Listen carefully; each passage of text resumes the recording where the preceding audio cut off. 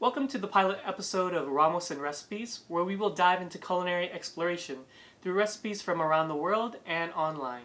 I'm your host, Jan, and what's on the menu? Well, today we will be making a pesto pumpkin soup with roasted garlic and sage. If you're looking for the recipe and a list of ingredients, it's located down below in the description box. So, let's get started. First, you want to preheat your oven to 400 degrees Fahrenheit. While that heats up, grab your pumpkin and cut it into fourths. You can use a sugar pumpkin or a pie pumpkin from your local grocery store, and when you're looking for these, they tend to be of the smaller variety.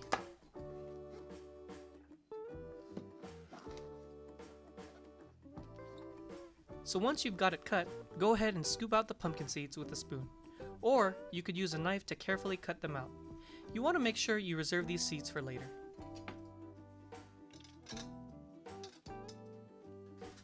Next, line your baking sheet with foil so that your pumpkin doesn't stick to it. And then use a brush to coat the pumpkin with olive oil.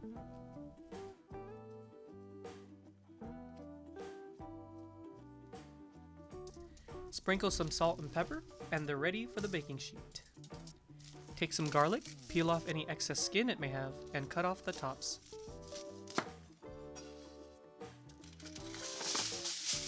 Now, place your garlic on some tin foil and drizzle olive oil on top.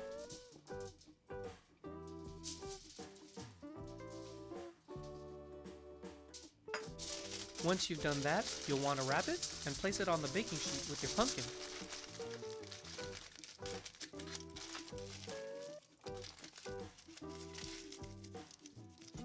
You'll want to roast both ingredients for about 45 minutes.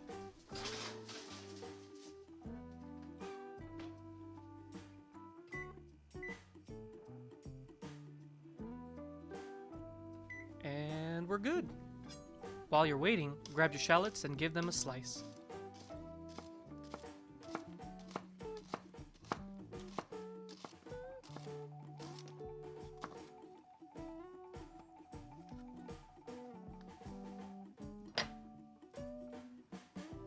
Grab some pieces, make a stack, and slice them again.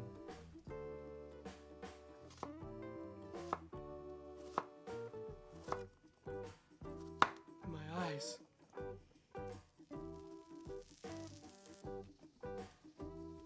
Grab your reserved pumpkin seeds, separate them from any excess pulp, and give them a rinse.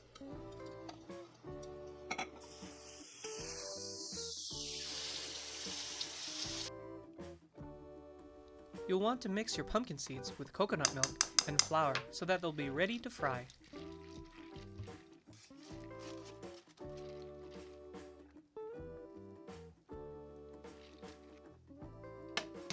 Set your stove to medium heat and drizzle some olive oil onto your pan.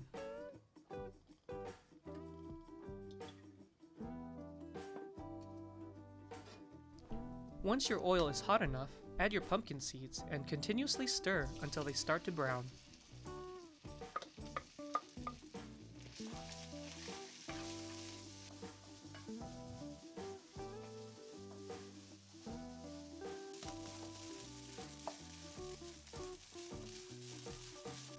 Once complete, go ahead and place them on a paper towel to soak up any excess oil. To season them, you'll want to combine some chipotle chili powder, pepper, and brown sugar. If you don't have any chili powder, you can use paprika as a substitute.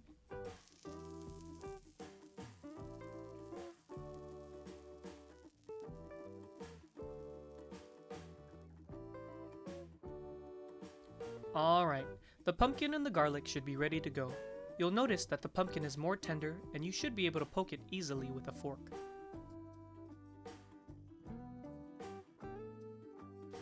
Grab your pumpkin, put it into a bowl or a pot, and use an immersion blender to puree it.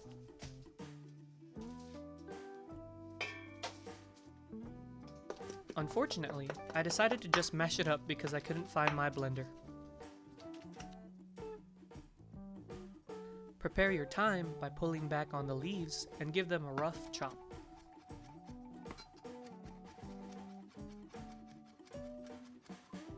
You'll want to grate some nutmeg into a small bowl.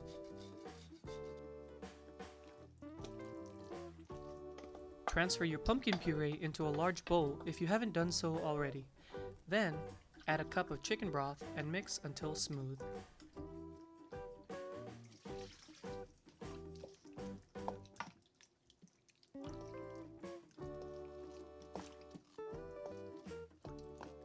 Use a large pot, set the heat to medium, and add your butter. Pour in your shallots and saute them for about 5 minutes or until softened. Add the thyme and stir for another 30 seconds.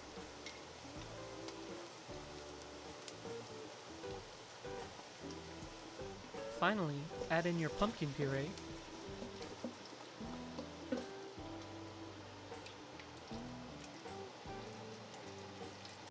the remaining chicken broth,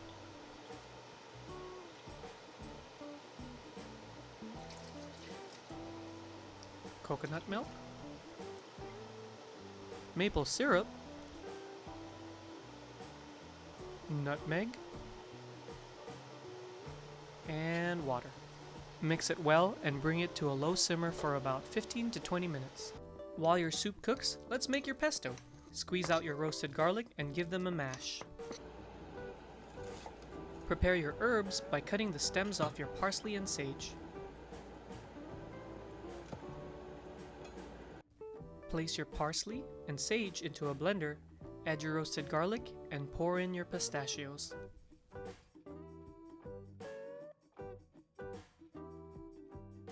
Pulse until the ingredients are chopped. If you have a continuous blend, go ahead and use that setting while you drizzle in some olive oil.